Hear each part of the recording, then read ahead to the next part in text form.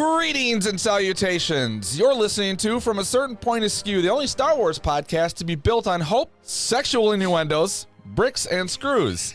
I am Jason, the Angry Ginger Jedi Guy. That's a mouthful. There's a lot coming from me. I'm broadcasting live from inside of my Wookiee studios. I'm not alone. I'm going to podcast with the guy across the nets here. He's on my Skype lines. He runs the show, but he lets me start it. Thank you, Darth Matthews.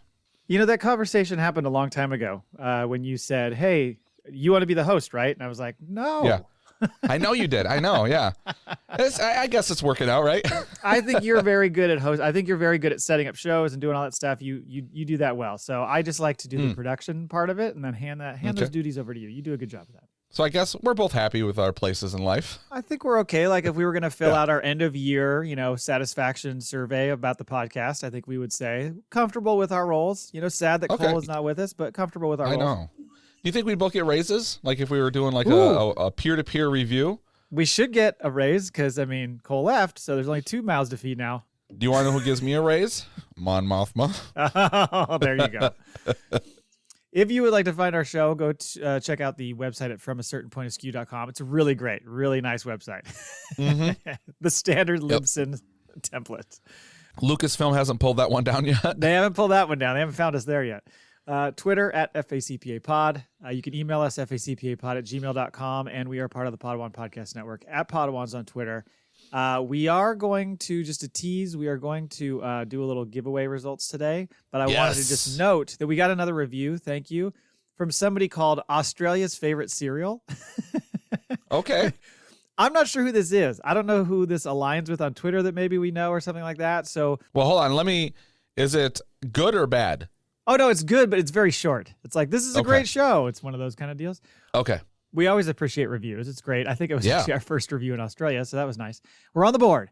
I just wanted to thank that person and say, if you do end up winning the Lego hilt, then you're going to have to find a way to track us down and let us know who you are. But we'll get to that when the time comes. And pay for shipping. And anybody who wants to write a review. We love reviews. This is how we make our living. Wait, what? So what we're saying is we need new refrigerator boxes because the seasons are changing, and that's all we can afford to live in. Exactly. That's it? That's it. All right. What's on the show? Look forward to the giveaway. But first, on the show, we got a question of the week. When's the wedding? News. Andor news and notes. Sith crashing Jedi party. CCXP and Disney APAC Showcase. Woo! Tales of the Jedi review. That's our big stuff there. 6 episodes. You finally watched all 6, huh? I did. Yeah. Great. Did you get 2 in or 1 in each? Just the 1. Okay. I watched them all again this morning. Oh, good for you. I normally always do a repeat, but I just knew that I was tight on time this week, so I thought let me just do the 1 run through because I know my kids want to watch it and they haven't seen it yet, so I'll do a second run. You get through there again. Maul Bag, 3 emails. Shout out to you who write emails. Love you. Factoid, do we have one? No, my fault. Giveaway results. We'll wrap up the show with that. But first, let's go into this question of the week. Okay, so put this out there on Monday or Tuesday, can't remember, but what will Leida and Stekan, that's his name, what will Leida and Stekan's wedding be like? Does Uncle Luthen show up in his wig? Does Vel bring Cinta as her +1? Will Perrin get drunk and hit on one of the bridesmaids? Will Saw crash the reception? I ran out of options. I like this Luthen show up in his wig. It makes me think, does Luthen, when he puts the wig on, is it like Clark Kent with glasses? Like, no one can recognize me. No one knows I'm Superman. They look exactly the same. It's very, very close, but I don't know. Maybe it's just enough to throw people off. I'm not sure. Well, I guess if you're planet hopping, a wig is all it's really going to take to, really what he's doing is just getting himself into character. Yeah, that's true. I agree. Because we did see that. He just, was doing all that gesticulation when he was doing all his hand gestures and all those things. So we did get some answers here. And so first up is Meow God. Had a 2-part answer. Look repeats itself. Girl having sparkles and hope. Boy spoiled and thought he knew it all. Sometime later, she'll realize she turned into her mom and married a loser husband. But at least the wedding is great. Opulence of highest degree as the underworld steps into high society. Then in his second tweet, he said, politicians are invited. Vel for sure will be there, but Cinta definitely seemed uncomfortable in a fancy suit. Luthen definitely will wiggle his way into the party. Wiggle. A great chance to observe. By the way, Cinta in Malay and Indonesia means love. Oh, I didn't know that. I didn't know that's where that came from. Cass the waiter. Come on. Not going to be a fucking waiter unless he's undercover. That's what I'm thinking. Yeah, both Vel and Mon lose their minds, LOL. Thank you very much, Meow God. That's a good one. It is. It was funny because the first time I read it, I was like reading it like late at night because, he's different time zone. Right. And I was like, what is he saying? Like, it took me, I had to read it twice. It made sense in the morning. It made more sense in the morning, yeah. Next up, Mike Laybourne. It'll be all of those things, but they'll all be explained as a thing that happened off screen because Disney blew the budget on Perrin's hairspray. Hairspray? That's gel, buddy. That ain't hairspray. Oh, man. That and them fancy robes he's always rocking. Oh, yeah, man. The costume designers nailed it with that crew. Yeah. Finally, Brian Hour. Will be a 7-hour ceremony with a 6-hour sermon on the wife's need to submit and obey. I see this being true, though. The braids strike again. The last hour will be the vows, during which Vel proposes to Cinta. Oh, gets caught up in the moment. You know how weddings are. Get emotional. She's like, Cinta, do you know that, Cinta, do you know that your name means love in Malaysia? Will you marry me? You know what's funny is I saw that when he sent that over, and I thought, for some reason, I thought maybe it was like Spanish. I looked up what Cinta is in Spanish. Headband. It's definitely not that. Yeah, she is no one's headband. She is no one's headband. The commotion snaps Mon, and she shoots Perrin, and she flees with Saw. Well, now that would be a twist. Wow. That's why they're so mad at each other down the road, because they actually had a relationship. I like this. This is like a rom-com, like a dark rom-com. Oh yeah, right. Like a dark comedy. Yeah. Luthen is in the back smiling as his plan has worked. He's always like 5 steps ahead. I like how everyone's got Luthen portrayed as like the guy who just stands back and watches. Like he's just this creep. I think they thought about, what he's done in other stuff, but also in that finale, he just sat there and fucking watched it all unfold. Like, ha ha ha, Very voyeuristic. Great answers. Thank you. Did you have anything else on that one that you had thought of? You know what? I don't even know if I want to try this. I mean, they nailed these pretty damn good. Yeah, that's tough to top those. Yeah, I appreciate your answers, especially you, Brian Hour. Mike Hour, Brian Laybourne. I don't know why I pick on him. It's like the thing of the show. Like I have to, but I you know what, Mike? I have to tell you that I enjoy you, and I will only say that once. Oh. Back to the weekly scheduled hatred. This is a special moment. I'm gonna have to make a headliner clip out of that.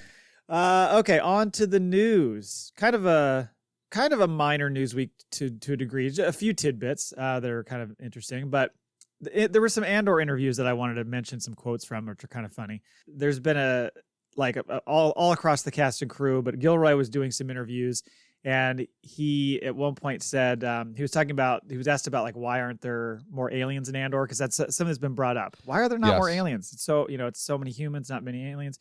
A question that the Ithorian historian has asked many times. For a certain specifically species. For one alien. Yeah. Yeah. And so he said, this is hilarious.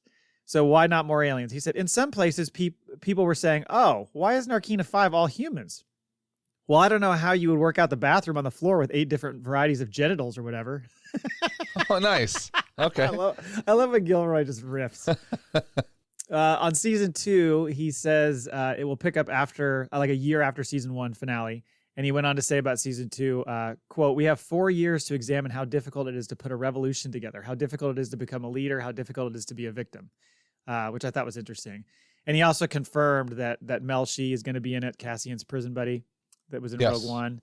And he basically confirmed K2SO is in it. They asked him specifically. He didn't say yes, but he was like, kind of like, I don't know how you tell the story without him being included. Yeah. It'd be a little weird if all of a sudden, like, watch, it's all the way to the last episode of the season. Like they just met. Right at the end. Just before Rogue One. Yeah, you guys seem like you were buddies or something. That's weird. I guess it's just instant chemistry.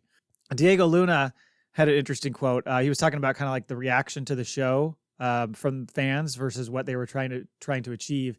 And he said, I think that's the one thing Tony and we were all trying to remind ourselves. This has to feel real. It has to give you the opportunity to forget that you were in a galaxy far, far away for a second. Hold on. How could we not forget, Diego? There's fucking screws in the wall. Oh, I'm fucking pissed about this. I'm looking forward to what you have to say about that later.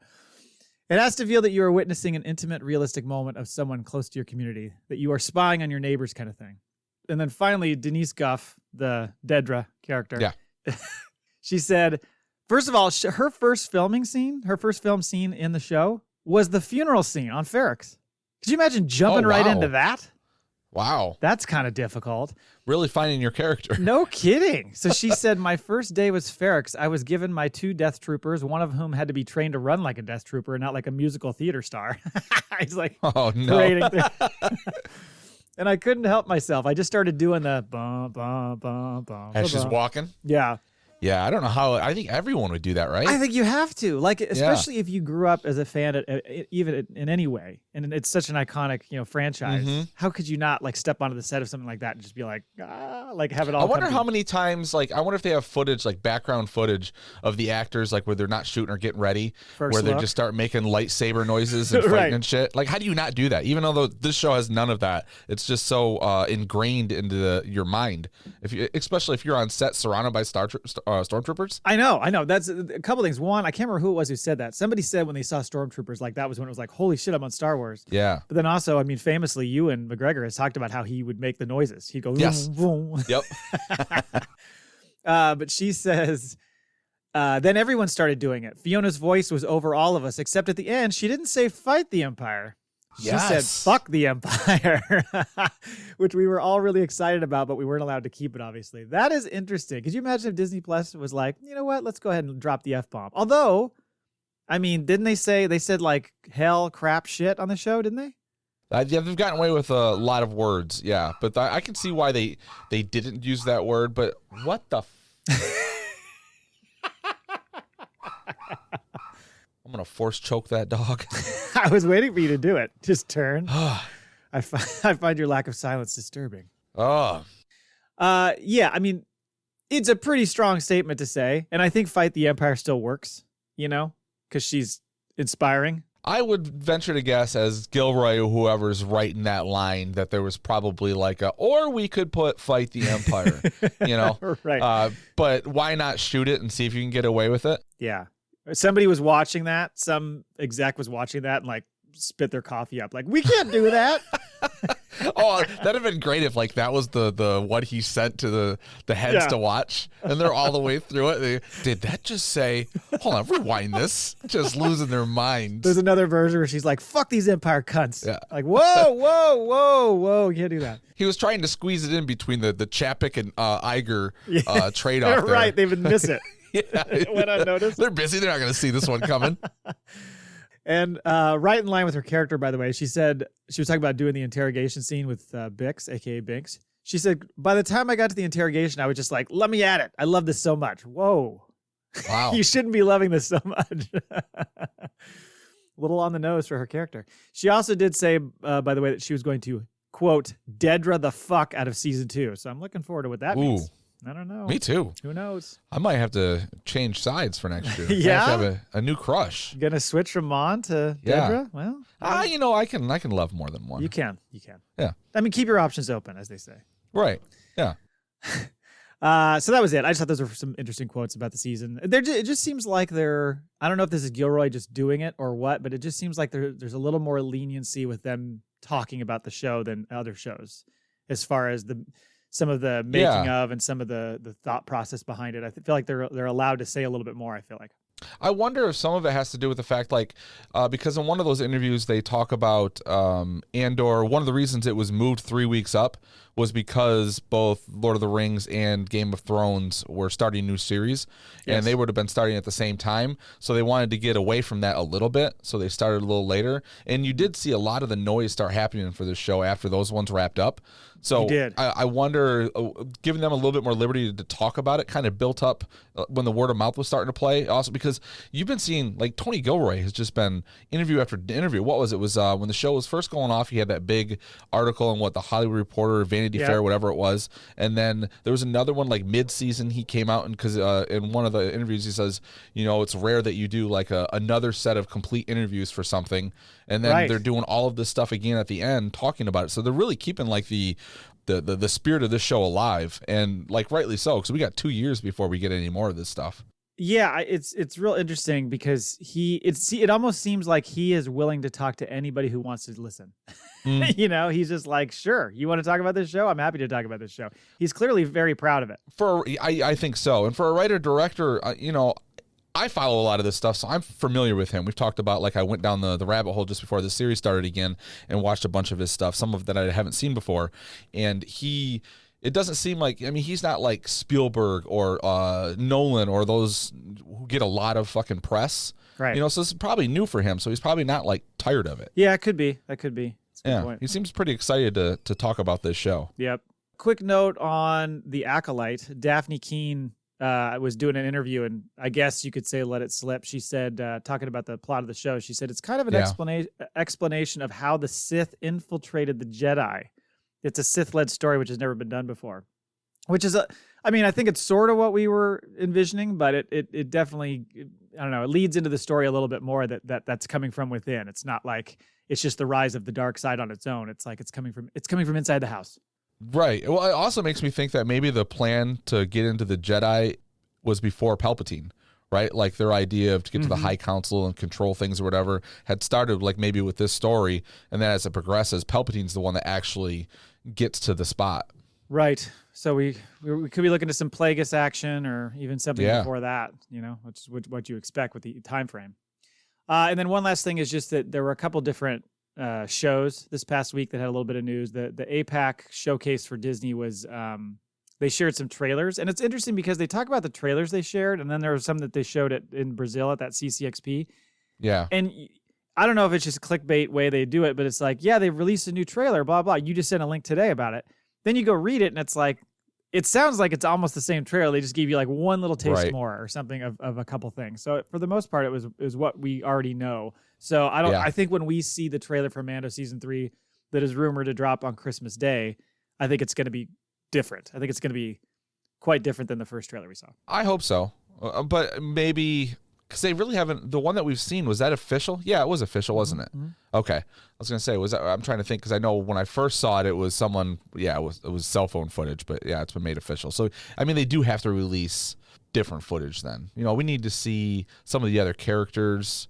You know, what's good old Moff up to? We're going to see him, or are they going to hold him till like mid-season? Yeah, I mean, that's one that they haven't shown at all, and we know he's involved, so they've got to give us a taste of him somehow. And according to the article I sent you from Collider, they said that one of the trailers that was shown, it was an extended trailer of what we've already seen, but you see Grogu use some of the Force powers. Yes, that was one that was different. Yep. And we haven't seen Christopher Lloyd, I mean, although he might be under one of those masks. Everybody's going to wait for him to take that mask off and go, great Scott. You know, they're just waiting for it. And then the only other thing that was kind of surrounding that was just the news that came out that Mando season 3 is officially going to release on March 1st, which is a week later than what they originally were throwing around. It was supposed to be the 22nd or 23rd or whatever. Now March 1st. So it is going to run. I still am wondering how they're going to do this with Bad Batch, if they're going to actually have them run at the same time, or if they're going to give like some mid-season break to Bad Batch for, 2 months while they. Well, Bad Batch ran how many episodes last time? 12? 16 episodes. So yeah, it would run. You're right. That could do it. Even if they released 3 the first time, right? The first time they did Bad Batch, was it 3 episodes? Because it was like 90 minutes. I think it was just a real long one, or maybe they considered it like Rebels did that when they released their first ever episode. It was a double episode, so I can't remember, but it does kind of align with it being the midpoint. Like that would be right about the midpoint of the season of Bad Batch. So maybe they give him a huge break, or maybe they just give him a little break, for a couple weeks while Mando gets going. And you're right. It would be 8 weeks exactly. Okay. If they did an episode a week, it would be 8 weeks. They're going to drop 2 in the first week. Okay. So there you go. So, that'll be interesting. We'll see. I can't fucking wait. It's been a while. Did you also see, just random note, did you also see that silly buzz that happened yesterday when Daisy Ridley posted on her Instagram account that she was doing a lunch at Lucasfilm? Yeah. Everybody started freaking out. Oh my God, it's happening. Yeah. Michael Scott comes running out of his office door. It's happening. Conference room. All right. Well, that was it for news. Should we get into the Tales of the Jedi review, or do you want to did you have something you wanted to address here as far as bricks and screws, or are you good? I watched that clip, and at first I was like, writing my manifesto to take these people to task. And then over the last week, I've seen everybody has taken this guy to task. And, so then I started thinking, I'm like, I podcasted long enough. If I was on video, there would be so many clips of me being the biggest asshole or whatever on the internet, right? Because sometimes you just got to play the part. So, I don't know that show enough to know, like how his character, if he's like being truly authentic all the time, or if he's just kind of bullshitting a bit. But it does seem like even if like he from what I've seen or read of people talking about him, he doesn't seem to like the new Disney stuff. So him bitching about screws and bricks and shit really just looks like him trying to find any reason at this point to hate it, because there's nothing new for him to hate. Right. So, no, it's pretty true. My understanding, and because I've watched some of his Star Wars Theory, right? Is that what it's called? Star Wars Theory, yep. Is that I think he's just a real big prequels honk, and he's a big Vader guy. He made like a fanfic thing for Vader and all this kind of stuff. So yeah, that's what I heard. Did you watch it? Is it any good? I haven't watched it. I haven't seen Okay. it. So I think that's where his, and I'm sure like in original trilogy too, but it seems to be mostly prequel and just heavy focus on Vader. And so I think that's why when it doesn't involve the Force and lightsabers and all that stuff, he's just fucking out. Like I think that's his vision of what this world should be and the stories that should be told. So he's just kind of out when it's not that. From my understanding, I mean, like there's that famous, I guess you'd call it famous, infamous shot of him like bawling his eyes out when Luke walks out in Mando season 2. Okay. So he gets all emotional about that. So I don't know. It's just funny because, and I think he kind of leans into it a little bit. He's got a fucking gazillion followers, and these people. Yeah, I mean, like, if you read the comments while he's talking, they're all like on the board. Everybody's like, "Yeah, this is fucking stupid. 0 out of 10." Everybody's just like, "This episode sucked. This show's boring. This is stupid." It's just really interesting. So he's got an audience for it then. Oh, so yeah. like he has to keep feeding them. So of course he has to come up with hate. But like I can't imagine, like there's things that we've discussed that we don't like about Star Wars. It just didn't work for us or whatever. But for the most part, I think we find most things in all versions, like the prequel, the originals, the sequels, we've liked things. There's things we've not liked, even with the new series. And even like I went in this with Andor with some trepidation, because like as good as I can admit Rogue One is, it's not my version of Star Wars. I do like the lightsabers and all that stuff. We've talked about that, but I don't know how you can go into this show and there's a guy I work with that asked me if I was enjoying it, and I was like, yeah. He's like, really? You know, and I could tell right away it was like he had a problem with like I think that there's no lightsaber stuff, but also like pacing. But I don't know. I know like the audience now is geared toward fast pace, like everything has to be given to you. It's got boom, boom, boom, or whatever. But man, I love that this show takes a chance to breathe. Yeah, it gives you, and the writing is so fucking good. I'm all on board with it because it's so well crafted. It's not the Skywalker saga. We can all admit that. But I mean, this is like a fascinating look into a different part of the galaxy that we're obsessed with. And to go into like coming here every week to just hate it would be just, I emotionally, I don't think could handle that. Like I don't have that in me to hate talk shit all the time. Yeah. When we did Book of Boba, for instance, there's a lot of things I didn't like about that show. I mean, I really tried. I definitely tend to lean toward let's be positive and focus on the good stuff kind of guy. But at the same time, I mean, there were certain episodes that was like, well, okay. When you get a show this good, I don't know. I just am surprised I'm surprised by how many people that have that feeling, that are just like, what is this show? It does, like, they just feel like it doesn't even fit. It's not even. It's almost like they look at it like, oh, they'll either say it's boring. That's one of the things he always says. Or it's like, oh, it's a good show. It's just not a good Star Wars show. And that's another take that people have. And I don't really understand that. Cause like you, I've always wanted to go into the other like smaller corners of the universe. Right. Stories we don't know. I mean, isn't that the fun part, is you get all these stories you don't know? Well, and why can't Disney play with both?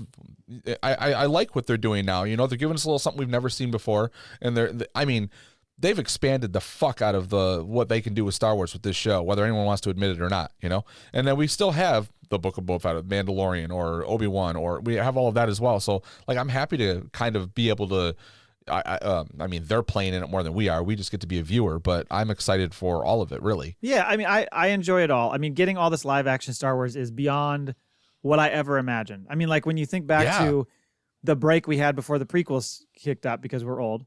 And then after the prequels happened, it was kind of like, okay, now it's dead again. And everybody kind of had a weird taste in their mouth about it. If you weren't reading the books or playing the video games, you really didn't get much else. Right. Like, yeah, if 10 years ago you said, okay, you're going to have like 5 series and 4 more on the way or whatever it is, you're going to have this many movies and all that kind of stuff, you'd have been like, fucking what? Yeah. I mean, could you imagine doing a podcast for Star Wars 10 years ago?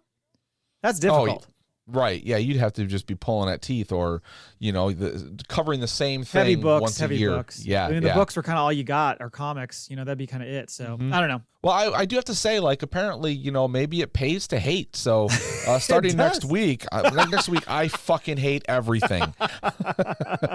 It draws a reaction out of people. I'm going full Vader. I'm going to choke the fuck out of every listener. Well, you should. Like I told you when I brought up that video, it's a total hate watch thing. I'll go after the episode and be like, what's this fucking asshole saying about the show? Just to be like, I got to hear what the counterpoint is right now, like why they don't like this. And I'd watch it for about 5-10 minutes and be like, okay, I'm done. I can't do this. I can't watch this. Well, if he doesn't like it, that's fine. That's up to him, and he can have his audience or whatever. But like, to me, if you don't like it, you got to come up with more than I just found it boring, or what was his list of reasonings? It was great. It was great directed, great acted, well written. Like he gives it all these accolades, but then he said it didn't feel like Star Wars. That was his big thing. It didn't feel like Star Wars, and so everybody picks out the bricks and the screws because it was a hilariously stupid comment. Yes, he was saying like, the guns, they look like real guns. Then of course you look back on Star Wars history and look at some of the fucking guns they have. They look like real guns. Yeah.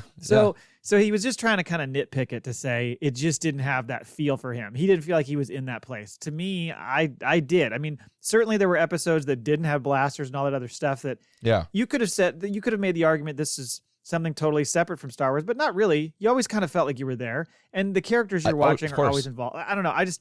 I of course love this series, and I hope that this allows us to get more of these types of stories, and it's not just catered around the stuff that we already have seen. Well, and I think the reason you're seeing like something that looks like just a regular gun, or some of the things that don't look Star Wars, whatever, that was on purpose for Gilroy to be like, this takes place in an area we haven't seen before. Yeah. It's going to look different. They're going to have different weapons or different technology, And I mean, Christ, we opened the show with him going into a whorehouse. We haven't seen that before. Yeah. I haven't seen any grown men complaining about that. Right, exactly. I bet you there were screws in that room too, buddy. A lot of screws in that place. Yeah. Oh, man. Anyway, let's talk Tales of the Jedi. So, all right. What were your kind of overall... I didn't watch it until literally this week, so I held off to wait until after Andor was done. But what were kind of your overall thoughts of the series? Well, you got to be a fan of the prequels to really get into this. You've had to have seen Rebels. This, I thought it was well made, gives you really good backstory, but you have to have, this isn't like an introductory series. Like, 6 episodes, let me see if this is something that I'd be interested in, because there's so much you have to plant the moments of the movies into where these scenes fit into. But regardless of that, like this is Star Wars. Like, I don't know many people who's like, I'm going to start with Tales of the Jedi. So it's not a complaint so much as just be like an obvious, you have to, kind of be able to broad strokes and fit everything in together, but well fucking done. And also, like, they respected the viewer enough to be like, okay, this takes place here, especially like when you're watching the Ahsoka training one. I mean, there are 3 like time jumps there where you're like, okay, where's this fit in? You kind of mentally do some gymnastics to fit it in there, but man, fucking beautiful. The whole thing. Really liked it. Yeah, I think, like you said, if you don't have the context of all other stuff, you're just going to miss a lot of it. Like, you're just going to watch it and go, okay, like, still interesting and good and all that stuff, but you would just miss so many of the things that happen that impact other stuff that we've already seen. Filling in holes of stuff we've already seen. I was gonna say, for a short series, especially with Dooku, I mean, you got a lot of, they filled in a lot of character stories at like points and stuff. Like, you see like him go from a Jedi to disgruntled to you really know why he decided to be like a separatist, right? Like, join that, like start his own group, like why he followed with the Emperor, how difficult it was for him to admit that to himself. Right. Like, fucking amazing writing, and I guess even you'd have to say voiceover, but like just the way things are animated, you get a lot of emotion out of those beats. You do, and for Dooku, especially, a character I've always enjoyed, to get more backstory on him is great. Like, I like Ahsoka, and I liked that arc as well. I thought the Dooku one was more interesting to me, but you're like you said, it gives you a really good taste of just how disconnected Coruscant was, how the status of the Jedi Council, and just how kind of shit the status they had right then, because the people thought that like they were just a tool of the Senate, so they weren't like this independent council that was doing, trying to work for every person, for the everyman. And then, it gives you a little more empathy, I think, for Dooku and him turning. You understand what led him down that path, regardless of what he ends up doing and turning into. I thought that you got to give a shout out to Kevin Kiner because the fucking music is great, especially the Dooku arc, but the music is really, really good. I know we've made the Blade Runner reference before, but there was a lot of Blade Runner-esque feel to the music of the Dooku episodes. The music stood out to me more today when I watched it. Because the first time I watched it on my phone. I watched it at work, but today I'm big screen in the living room, just got it blasting, kind of like just sucked it all in this morning. And you're right, like that music just really stands out.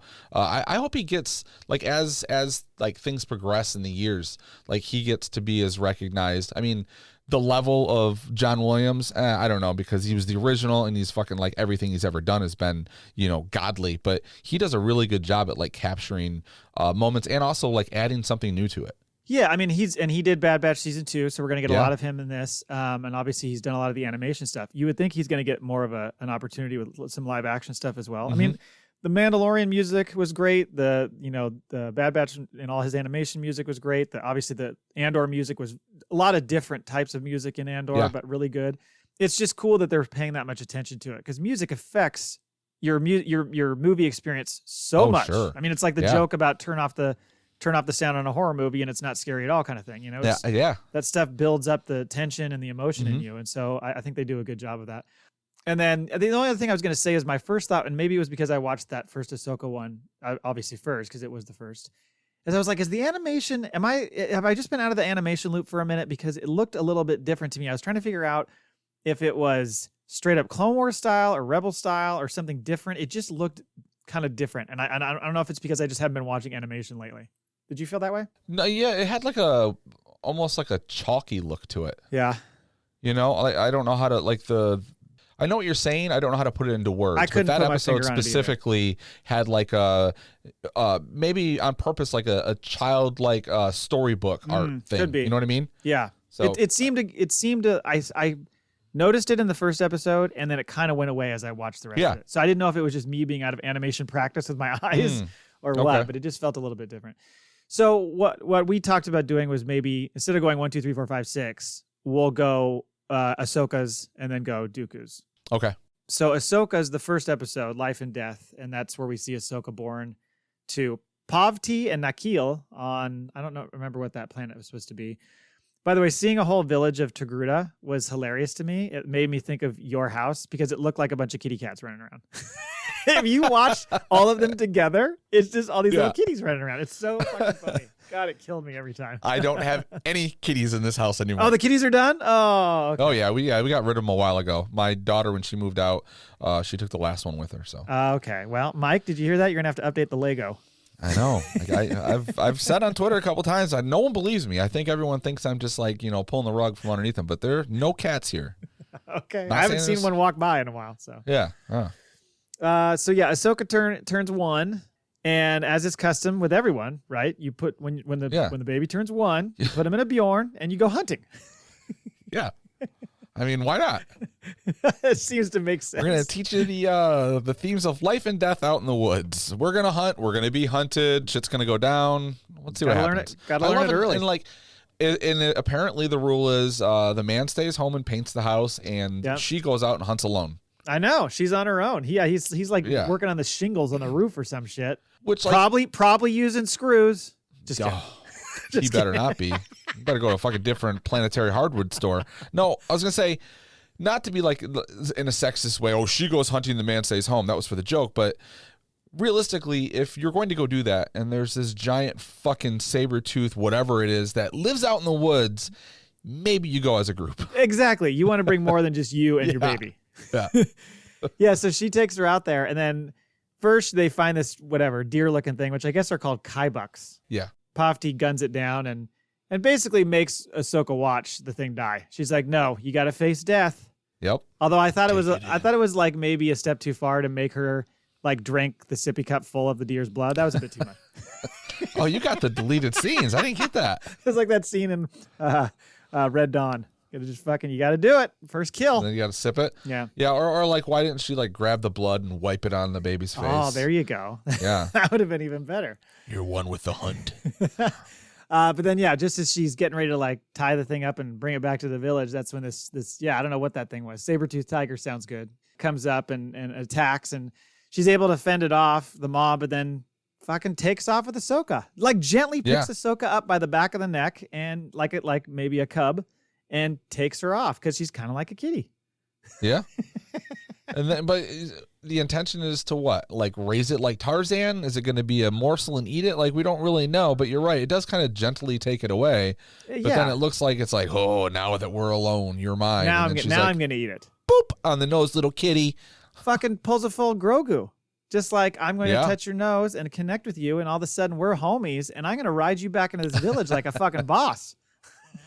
Now, I love that. I want to see like later on, Ahsoka goes back home and this kitty cat, like that YouTube video where that guy goes out to the prairie and sees the lion he raised, and they like fucking hug and shit. And then now she's got like this pet that like walks to, it's like lone wolf and cub, but it's Ahsoka and this fucking battle cat. That's what I want. It should be. What do you think about that Star Wars theory? Yeah. Is the writing room listening to us again? Okay. Dave, you out there? And then that was kind of it. That it just the town elder is like, Ahsoka's a Jedi. Yeah. So that we get that little confirmation. Yep. So then the next episode we pick up with her, really sweet opening because it's her training, Ahsoka's training, and Anakin walks into this training session, and you've got the whole fucking show there. You got Mace, Obi-Wan, Yoda, and Plo Koon, and then of course who's over on the side? Yeah. Fucking Deba Balaba and Kanan. Yeah. You always remember her name. Kudos to you for Deba Balaba. Deba Balaba. Yes, I thought that was kind of cool. Little, that's all they did. They were just like, they were there, they watched, and then they moved on. Like they weren't going to, play it up even more than that. And so, yeah, Ahsoka like easily, dispatches of these training remotes, and Anakin's like, pfft. He basically takes the Han Solo approach. He's like, hey, against remotes is one thing. Against the living, that's something else. Well, he's late, but he thinks he's on time, which makes him late, and then that turns around on the Ahsoka and Anakin later on. Does it to her. But yeah, as they're watching, he's not too impressed. And also, like, there's a little bit of, like, I feel like he's enjoying her going through the pain a little bit. Like, do you get that idea when, like, he wants her to suffer a little bit? When she gets blasted, he just keeps, like, again, but I don't know, like, his tone is, like, there's a little bit of sadistic... I know. Well, I mean, think of who we're talking about now. Right. Yeah. Don't forget, people, what happens later. This guy does turn into a monster. Yeah. I mean, at this point, he's already slaughtered a village of Tusken Raiders. So that's true. Yeah. But yeah, he decides to set up this test for her with Captain Rex in the 501st and has them surround her, and she's supposed to fend them off. And like you said, it turns into like the Herb Brooks scene in Miracle. Again. Like all Anakin was missing was the whistle. Right. I like how he's like, well, you're waking up faster every time. I know the first time she was out for an hour. Yeah. So they're just all sitting around.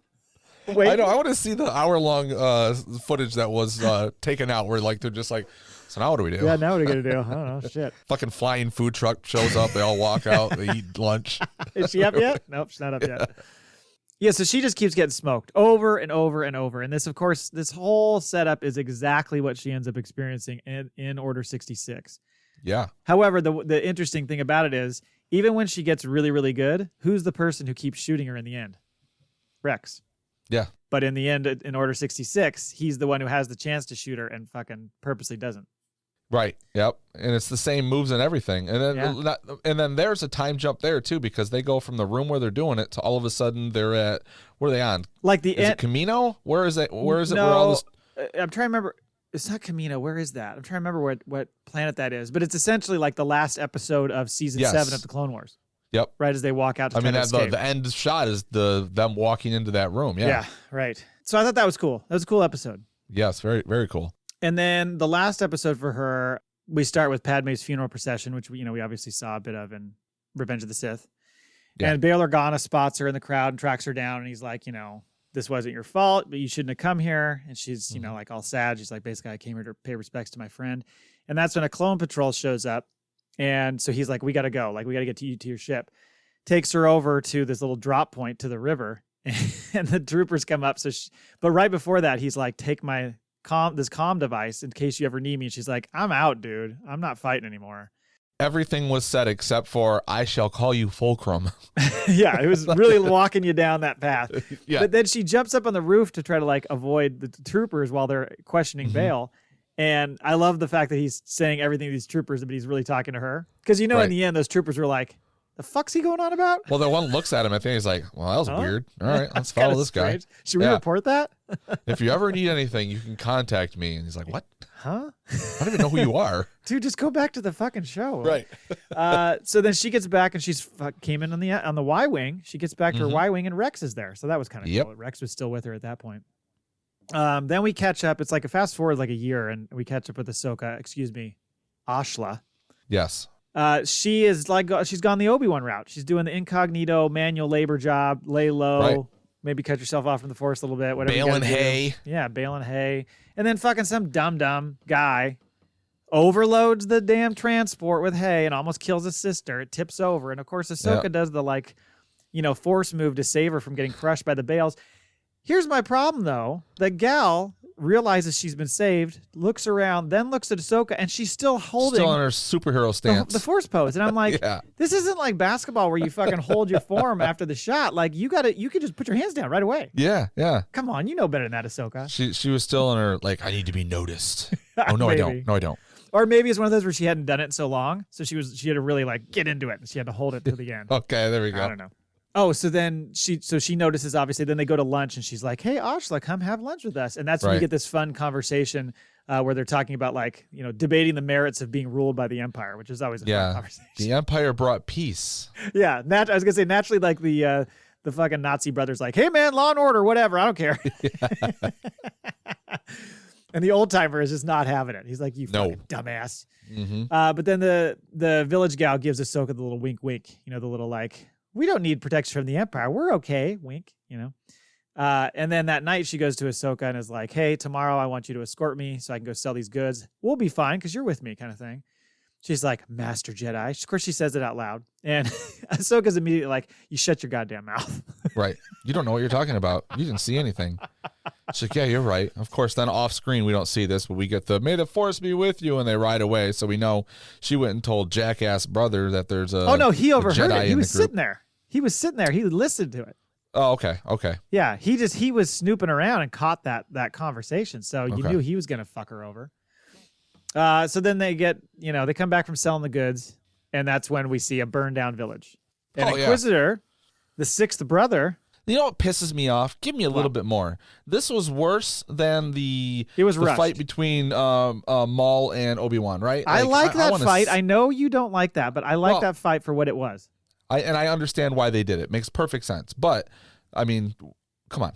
Like, this Inquisitor shows up. If he's supposed to be badass. Like, I get, we see the same thing. We see how fucking awesome Ahsoka is. Works. But, come on. Give us a little sword play. Maybe a couple of fucking somersaults, She didn't have a sword to play with.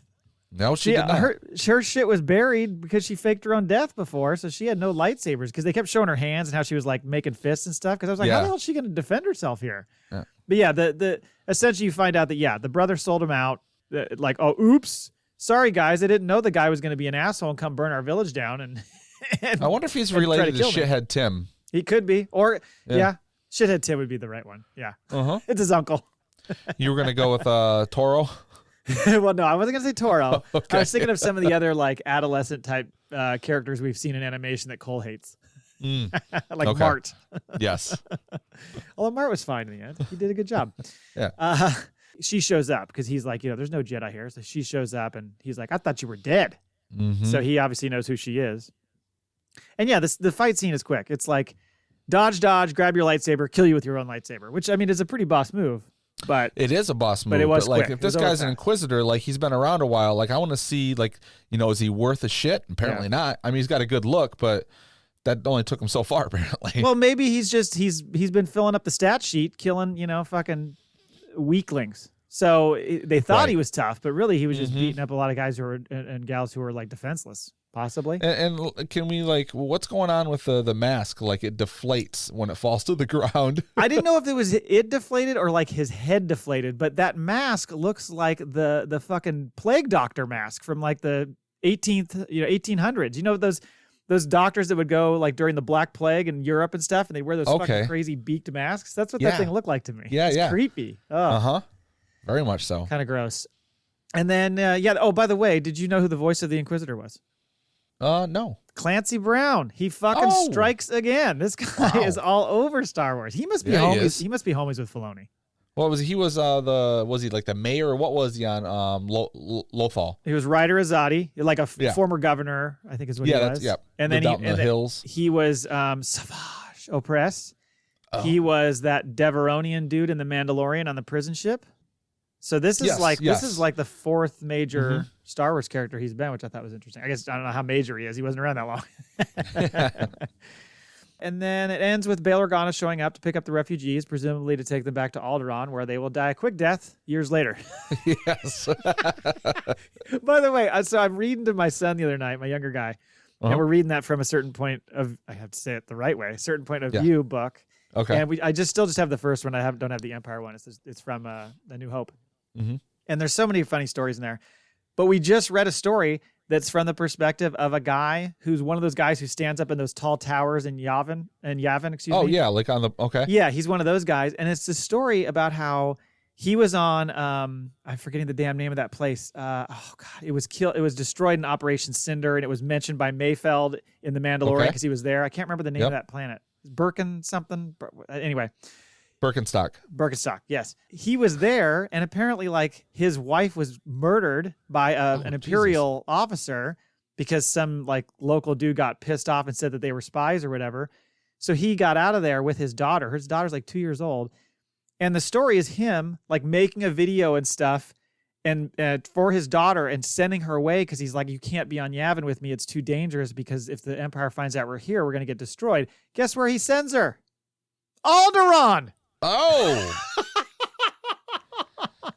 good Lord. I'm reading it along with my son, and I go, blah, blah, blah, you'll be better off on Alderaan. I'm like, oh, no. Like, she's going to barely get there just in time to get roasted. Oh. Damn. Maybe she doesn't make it. Yeah, or maybe it has been blown up already, and she shows up, and it's the asteroid field. Yeah. It was just sad. Anyway, stop taking people to Alderaan. Man.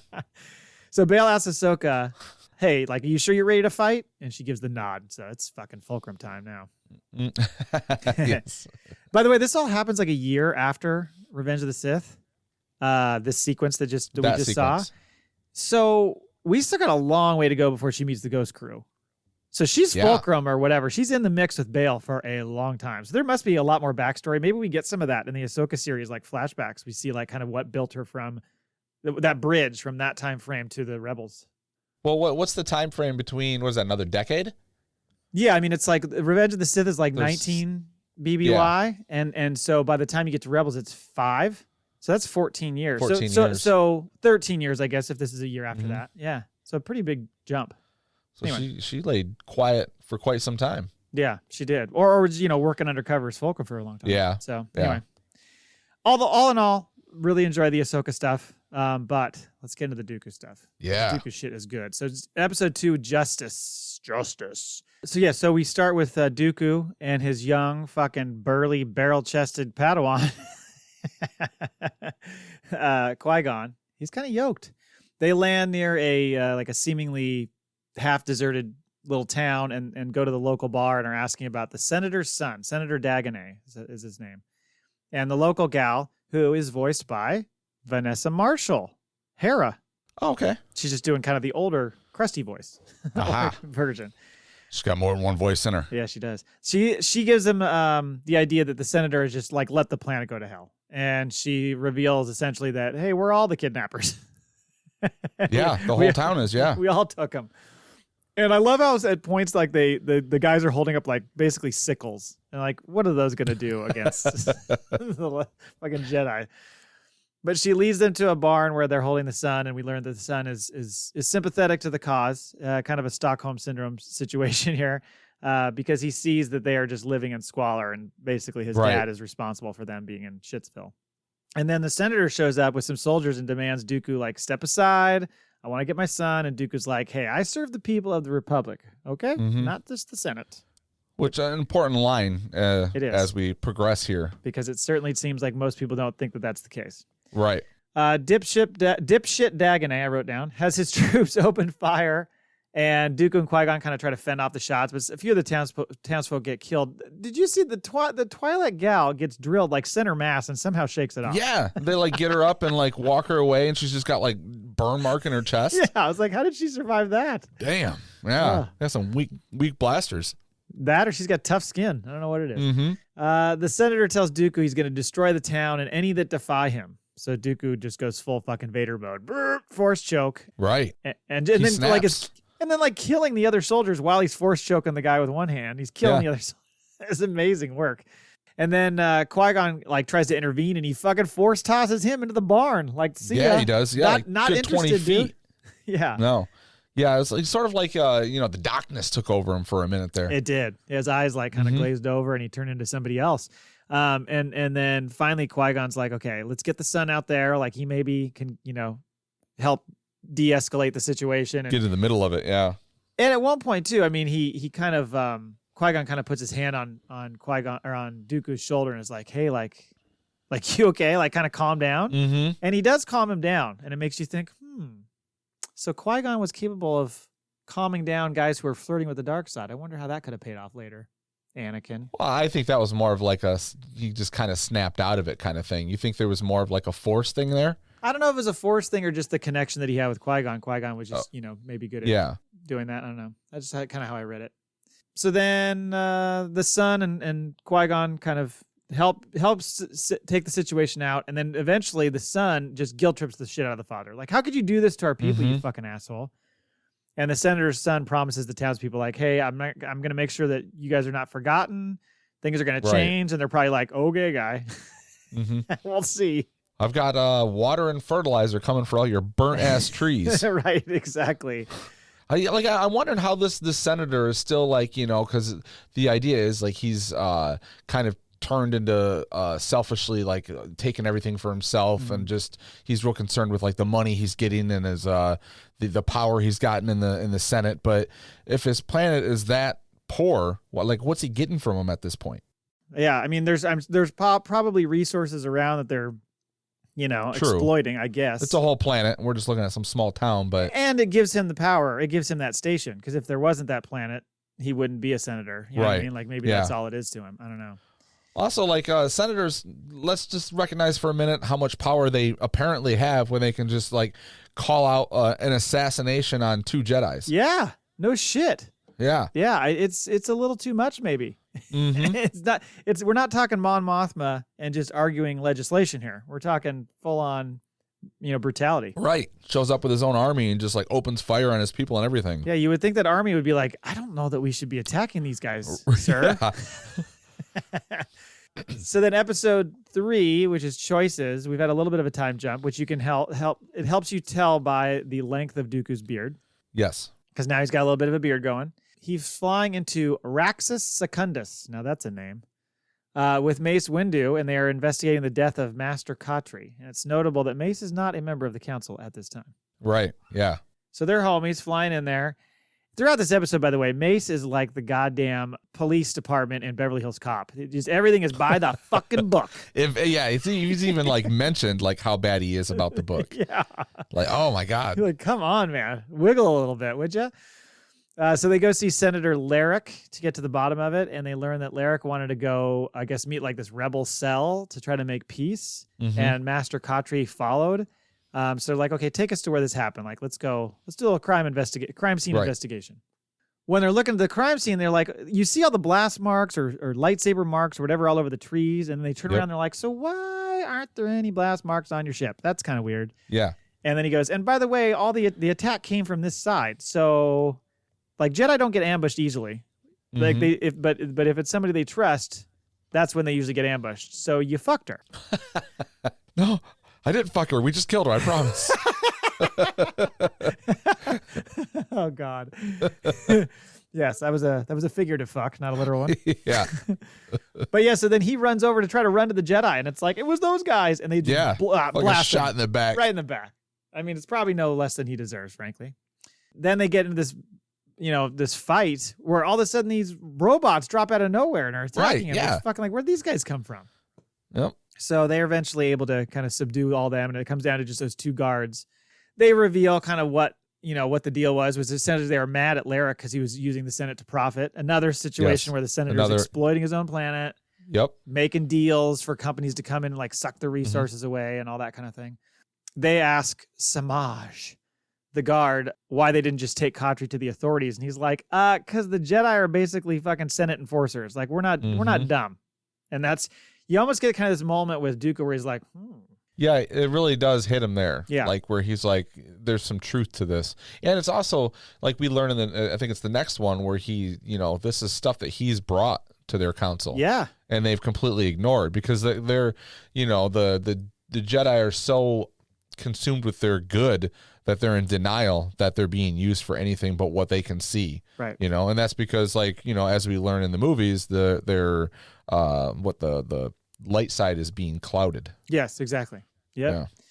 They decide, okay. Oh, well, and then there is a scene actually where Dooku goes and talks to that Samaj guy behind the little prison wall there. And he's basically saying like, why you did what you did, but you didn't do it the right way. Yeah. So they take Khatri's body back to Coruscant for burial. And we discover Mace is going to get her spot on the council over Dooku. And Dooku's like, the fuck? And basically Mace is like, bitch, I play by the rules. Okay. That's why they picked me. Yeah. But Dooku doesn't see it that way. He thinks that he was already informed that the position would be his. Exactly. Right. So he feels a little cheated out of things. Totally. And I wonder if this is like a catalyst for him to like go to, I'm guessing Palpatine's already been like, hey, come work for me, come do some things for me. So this is the thing that's one of the things is like, okay, now I'm gonna go listen to this fella. Yeah, somehow he got in his ear because he's just seeing thing after thing where the Jedi Council is letting him down. The ideals he had and had built up in all his training and all his youth or whatever, everything's just falling apart. And he's like, what? What am I doing here? Yep. Then we go to episode 4, and that's when it opens with Dooku in the Jedi archives, and he heads back into that back room, which I thought is where they kept the nudie bags, but apparently it's like a server room. He just went down the wrong aisle. Yeah, right. Go behind that curtain. Don't let anybody see you go in or out. He logs in with Sifo Dyas's account because he left it on a sticky note probably on his computer. He's got the password. 1, 2, 3, 4. Yeah. And so he deletes records of Kamino's existence. This is exactly what happens when Obi-Wan goes looking for it in Attack of the Clones. He's like, this is just a visual representation of what we've already been told before. Right. So I thought that was kind of cool. Mm-hmm. And then Dooku learns that everyone's just, buzzing about the fact that Qui-Gon encountered a Sith Lord. He comes back and they're all like, holy shit. Now, do you get the impression that he is unaware of Darth Maul himself? It seems that way. Yeah. But then later in this episode, he's like, why did you fucking send Darth Maul after my guy? Yeah, but there's a time jump there. Yes, there is a time jump because that's after he's killed him. Because the first half of the episode, he even runs into Luthen, Liam Neeson / Qui-Gon Jinn. Yes. And they have a conversation about it, but then later on, and the time jump's iffy because Yaddle sees him in the hallway and kind of like is onto him about something, and then the next she's at the tree and he talks about Qui-Gon, being from Coruscant, never seen anything like it. Right. So he's real into the Tree of Life? What was that damn tree's name? I can't remember, but you're right. They discuss it quite a bit in Rebels and the Clone Wars. But so we see him there, and then we realize that Qui-Gon has passed and he's not going to the funeral. So some time has jumped there. So then when we go to the next scene and he mentions something about Qui-Gon dying, and the Emperor's reaction is, we both lost an apprentice. Right, exactly. Yeah.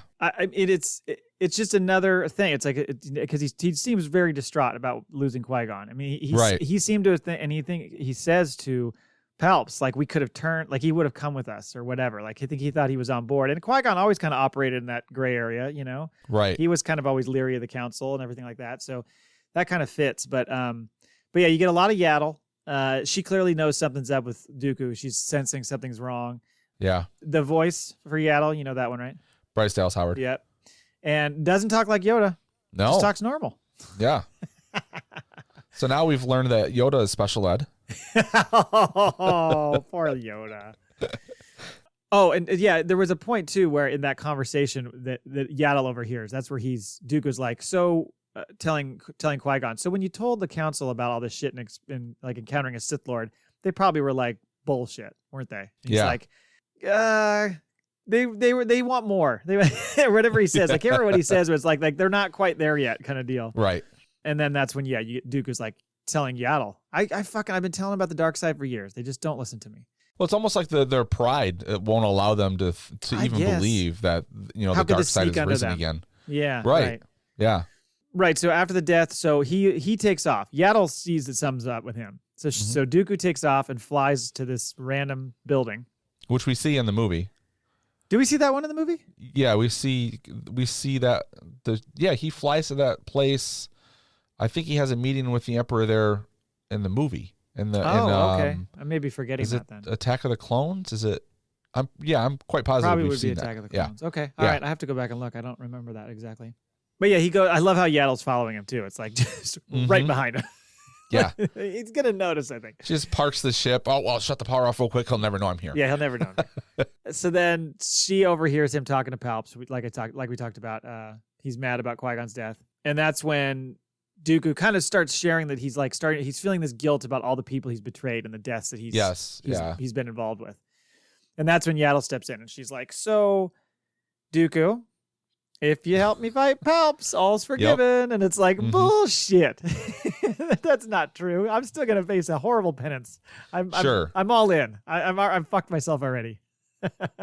But she kind of says in this exchange how like she stepped off the council. She's like, I think you have some valid points here. So it was interesting that she was saying that. This is the turning point though. This is like, when the kill happens, like this is kind of it. It's like it's Kylo stabbing Papa Han, Yeah. Got to prove to the Emperor. And then, now the Emperor is like, my friend, he calls him. I know. That's such a predatory way to go about things. It really is, yeah. Yeah, but you get a pretty cool little Yaddle battle, we'll call it. Yaddle battle. Yeah. And it made me think, of course, fast forwarding to, so when he fought Yoda, he was like, God, these guys are kind of fucking pain in the ass to fight. They're little. You barely hit them. She didn't have the monkey moves dead on like Yoda did, but she had some moves for sure. Yeah. And there is kind of a little. She's like giving him the Razzle, Dazzle, Fiddle, Faddle, Yaddle battle. Like it's episode title. So you also get this like parallel to Return of the Jedi because she's hidden at one point and she's kind of like trying to play on his conscience. It's very much Luke talking to Darth Vader on the Death Star in Return of the Jedi. Sister. Yeah, very much like that. But he immediately he tosses the fucking ship aside and is like, well, now you got nowhere to hide. I know. She's like, shit, how do you do that? Yeah, there's nowhere to go. We need one of those patented like Death Star hallways with the little things you can tuck yourself into. I got nothing to hide. Right, yeah, exactly. But then, so they have this battle and essentially Yaddle ends up like right in the door opening and he just fucking slams it down. You're like, oh, well, Yaddle's dead. And then small enough to sort of fit in the gears there. Yeah, totally gets squished. Blast the doors up and you get the music, which was cool. But clearly has taken everything out of Yaddle and Yaddle's basically done. And that's when... Unfortunate. What does he say? Let me give you peace, Master Yaddle. Death blow. Yeah. Fucking just slices her. Palp's got a fucking dark side boner watching the whole thing. Oh, he did. Yeah. He's like, Dooku, help me with this. Yeah. It was cool they got Ian McDermott, too, to do that voice. Yes. And then, so basically, Dooku's journey to the dark side is complete, and that's kind of the end of that. So all in all, I mean, I think all the episodes were good. Like the first one was a little slower just because it was showing Ahsoka and that kind of scene. Yeah. But I don't know. I thought most of the episodes were pretty damn good. And it kind of gave me it did two things for me. One, I didn't have a new Andor episode this week. So I was like, sweet, I get to watch something new anyway for me. Yeah. And two, it got me kind of back into animation mode. Like I'm ready for Bad Batch, like rewatch in season 2, there's just there's so much cool shit they can do in animation that's just impossible to do with live action that is still good storytelling. I know we were getting more Visions, and I like the idea behind Visions, even though I didn't like most of it. Yeah. I want more of this. Yeah. I like a look and a peek into things. I like the way that there's complaints about them, not doing enough, like especially in the sequels, or the prequels, but they've done such a good job at filling all those holes and making the story so much bigger and better.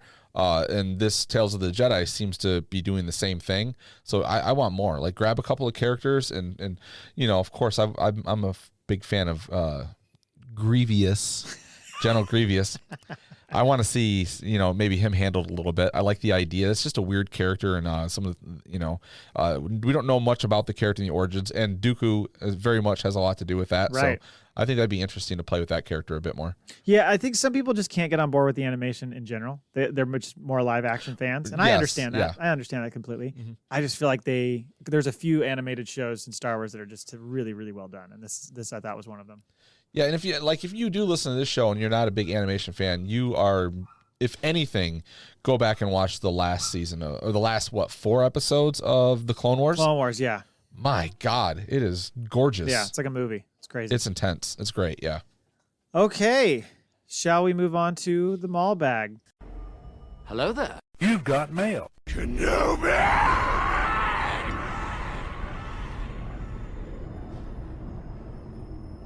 Okay, we got 3 emails. Thank you very much. First one is Brian Hughes. This one actually came in late last week. He said, "Greetings. Just before I press play on the Andor finale, I thought I'd pass along a rumor of a future Star Wars project. You heard it here first. Okay. After Davos Skolden's son, Stekan, is introduced to the senator's daughter, Leida, the young buck decides he likes the look of Mon Mothma more, leading to bum bum bum An ass whooping from me. MILF Mothma. Oh, wow. Okay. A new 4-part limited Star Wars series directed by Woody Allen and featuring B2 Emo, who has been repurposed as a despondent Sibian. Do you know what a Sibian is? No. I'm guessing it's a sex toy that looks like a fucking saddle with a dildo on top of it. Oh, is it does it have it's like a big, like it vibrates, right? It vibrates and then the dildo like moves. Okay. Wow. B2 Emo, you've got a good life going. Kyle, Christmas is just around the corner. I know. Coming to a galaxy near you in late 2023. Good job, Brian. It's funny because, when me and Moth are alone, that's what she calls me, Sibian. Sibian. She's thinking about the Sibian when she's sleeping with you. Email number 2 from StemR42. Ooh, who is this now? it's one of my good buddies, lives in Vegas. Oh, okay. Because I knew the one that had the daughter that listened for a while. I don't know if she still does. Okay, right. Okay. Yeah, we were poisoning her ears. Right, I forgot about that. Right. I just couldn't remember. Mostly me, but yeah. Okay. I knew the name and I knew I'd seen it before. I just couldn't remember who that was. So this kind of reads like a review. Okay. Hello, Rebels. I just like to say this is hands down the best Star Wars podcast in my downloads.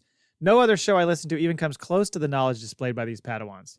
Always spot on with character, actor, and planet names. Wait a minute. All right. I see what you're doing here. What show are you listening to? I was almost like, hey, the check's in the mail. Now an ass whooping's coming. I should have shoved you off that mountain. Oh, boy. The most accurate theories of any show I've heard. As a bonus, your children will learn many words and concepts not taught in school, at least by the teachers.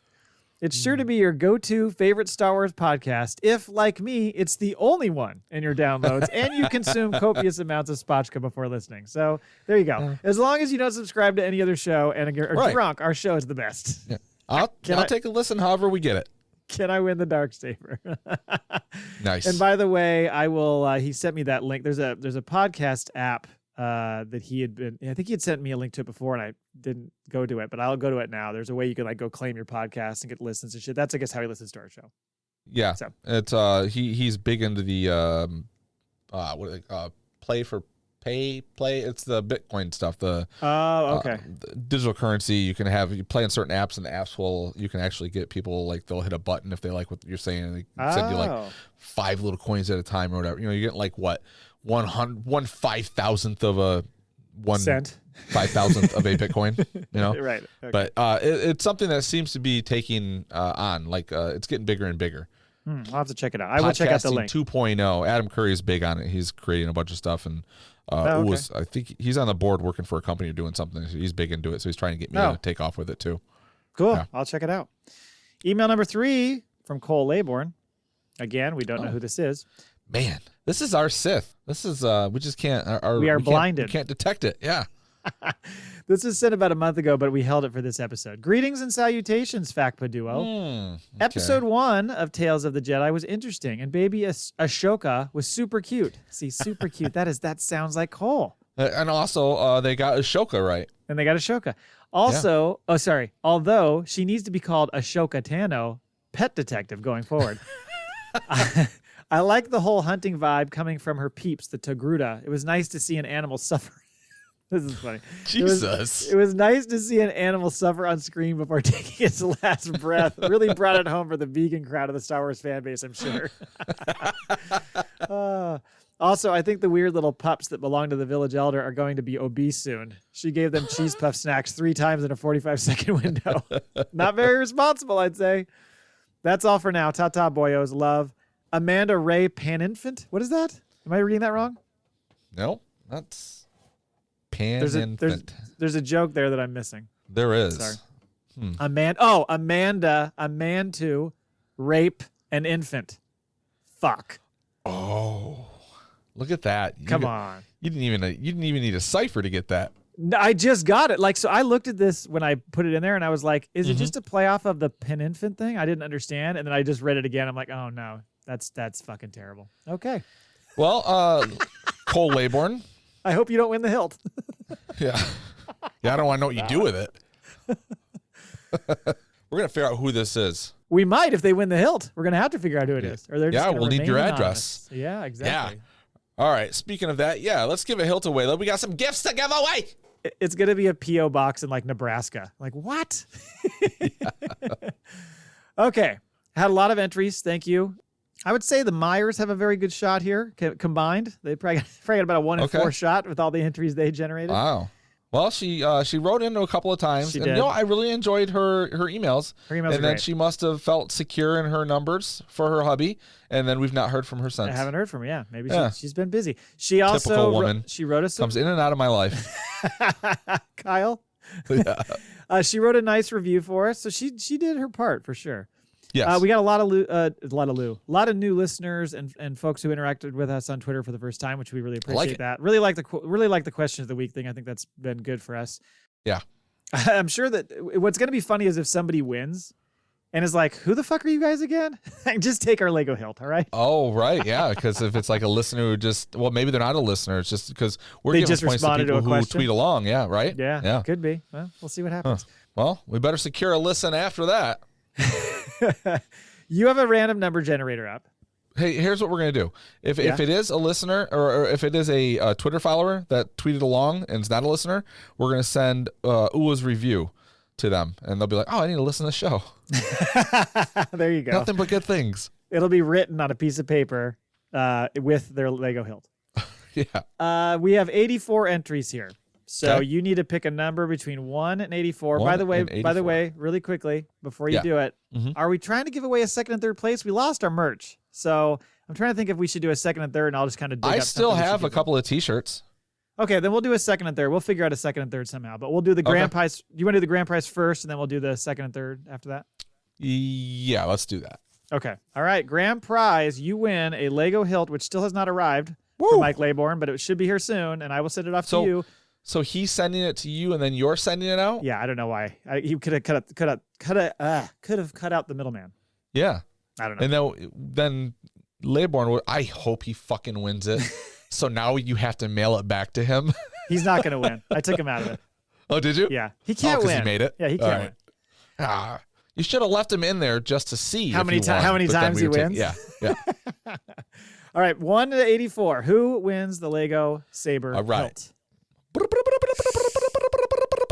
I'm nervous. Number 53.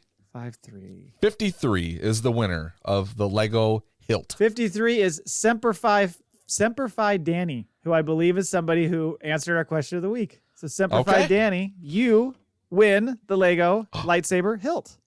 So how about this? Okay.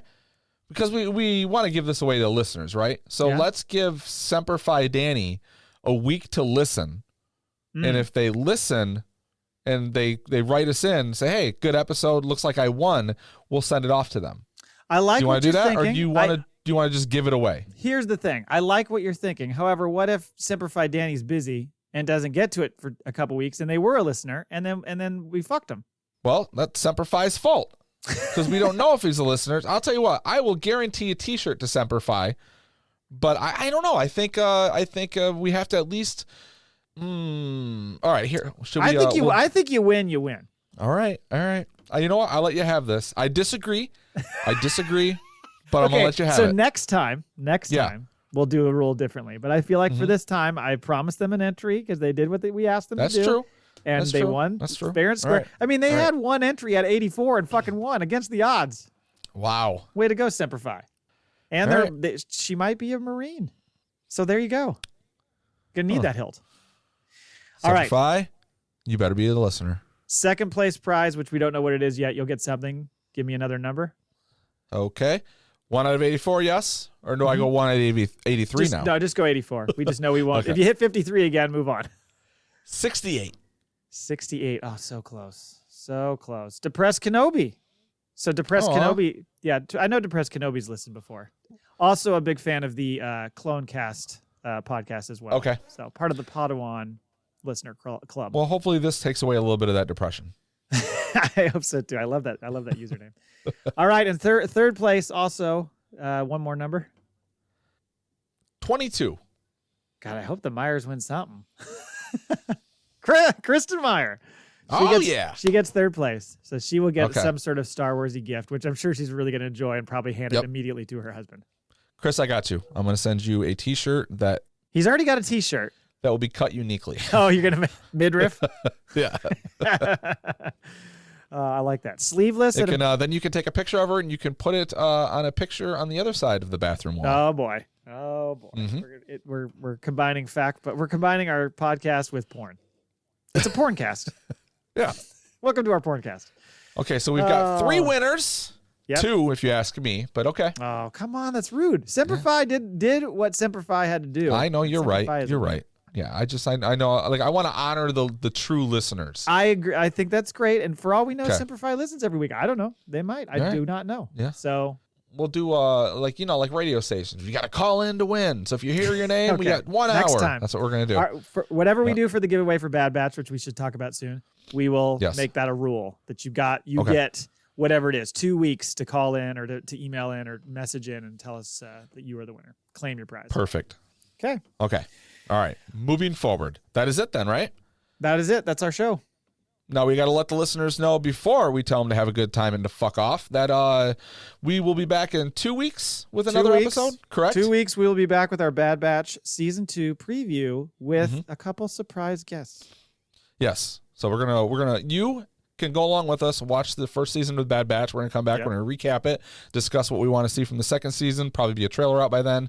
We'll discuss that, and then we'll be back 2 weeks after that as well. And then once Bad Batch starts back up, we'll be back to weekly. Yes, exactly. There you go. And then we'll let you know what you can win for the season of Bad Batch as well. Probably in the next episode. Let's figure it out in the next 2 weeks. We'll try to figure it out for the preview. Yeah, because we'll start giving away entries once that preview episode's out and people start doing stuff. We'll still do our question of the week every week. Yep. So play along, and then until next time, thank you for listening. Podcasts are built on hope. We have spoken.